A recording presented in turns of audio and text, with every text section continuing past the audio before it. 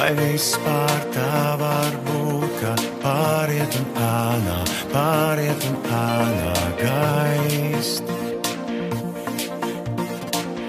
Vai vispār tā var būt, ka pāriet un norimst laiks? Esmu tā. Dziesma pati par sevi ir tēma par cilvēku meklējumiem, teiksim tā.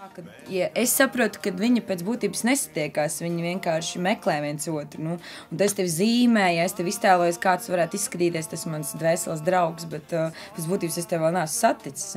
Bet tik pozitīvs sajūtas rodas no tā, ka tu zini, ka tu viņu kādu dienu satiksi, savu īsto un vienīgo. Nu, tad varētu būt sāpe tā, ka tu vēl meklē, bet prieks tas, ka tu to zīmē un tu to gaidi, un tā diena tulīt pienāks.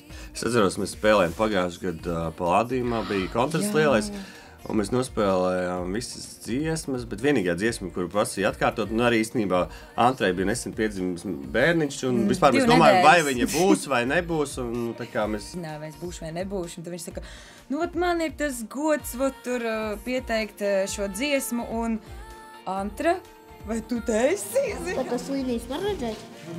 Var. Ja es viņus neredzu. Bet toties viņi zīmē, tā kā dziesmas nosaukumā.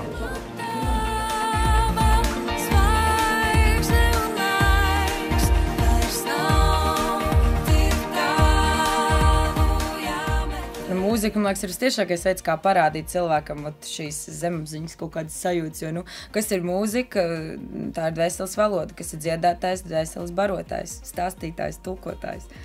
Dzeltenu, aiziet, piekrīt. Nezinu, man patīk spilgts krāsas. No, tad reku ir ļoti dzeltenais. Un tev sanāk, kur viņi būs pa vidam vai... Nē, bet pa iekšpusīt, jā, pa iekšpusīt krāsu. Tā, jā.